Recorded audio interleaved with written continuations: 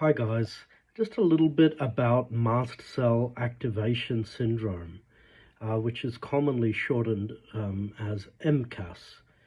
Uh, Basically, the principle of mast cell activation is that one of the key immune cells, which are referred to as mast cells, which are one of the first responders of the body, tend to become overwhelmed under certain circumstances and start to become hyperreactive.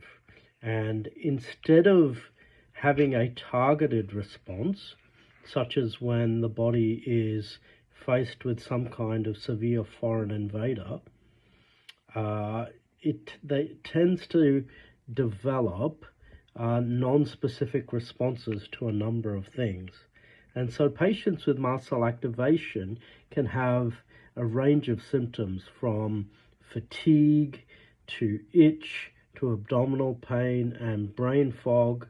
And often they'll notice that they react to a number of different stimuli. And that can go from foods to chemicals to mold to additives, pollens, etc.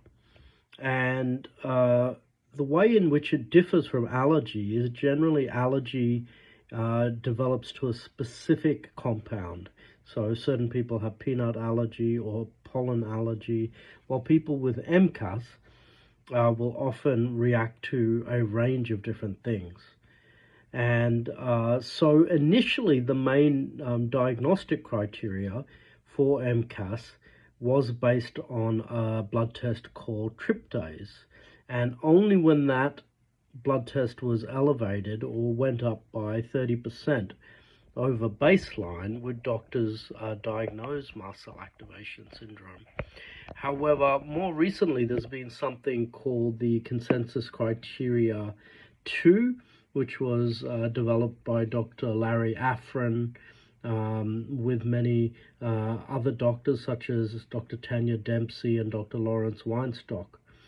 And they found that actually it's better to have a much more broad diagnostic criteria, which can involve having a multi-system illness and either having a tissue biopsy which shows elevated number of mast cells, or any of a number of different blood biomarkers, including blood histamine or chromogranin A, tryptase, or urinary histamine, for instance, or heparin.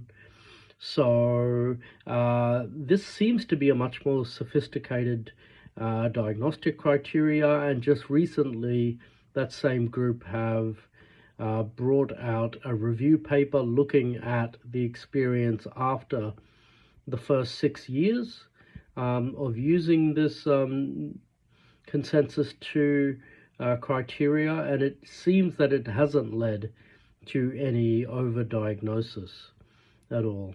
So there's a range of things you can do about mast cells, and Dr. Olivia Leslar and I have teamed up to create an online course. If you're interested in that, it's called Mast Cells Made Simple. So we're offering a discount code for the next week or so of 20% off. And so if you'd like to get the discount code, please comment mast cells below. Bye for now.